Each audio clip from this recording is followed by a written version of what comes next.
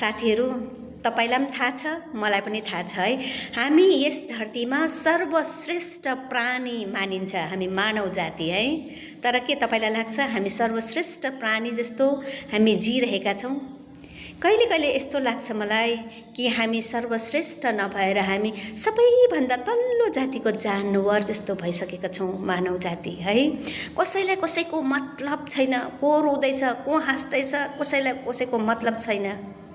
भनिन्छ आजको जमानामा मान्छेहरू आफ्नो दुःख कष्ट पीरले जति दुखी हुन्छ नि त्यो भन्दा बढ्ता उनीहरू दुखी हुन्छ कसैको खुसी शान्ति र उन्नति देख्दा झन्डै उनीहरू दुखी हुन्छ भन्छ। साँच्ची नै हो नि हैन? हो नि, मान्छेले अहिले कसैले गरेको राम्रो कार्यलाई स्याबास भनेर उसलाई हातेमालो गरेर माथि शिखरमा पुग्न सघाउने कोही पनि हुँदैन।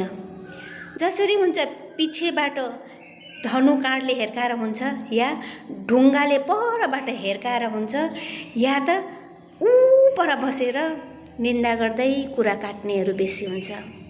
हातेमालो गरेर त्यसलाई अगाडि बढाउने कोही हुँदैन, खुट्टै तान्ने बेसी।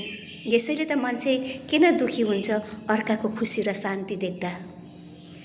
आफ्नो पीर भन्दा ज्यादा अर्काको सुख शान्ति र समृद्धि देख्दा मानिस मुर्झाएर जान्छ।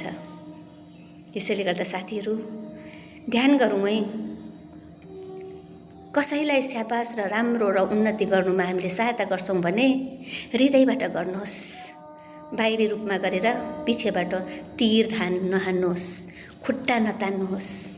राम्रोलाई राम्रो नराम्रोलाई सुधार्ने कोसिस गर्नुहोस्।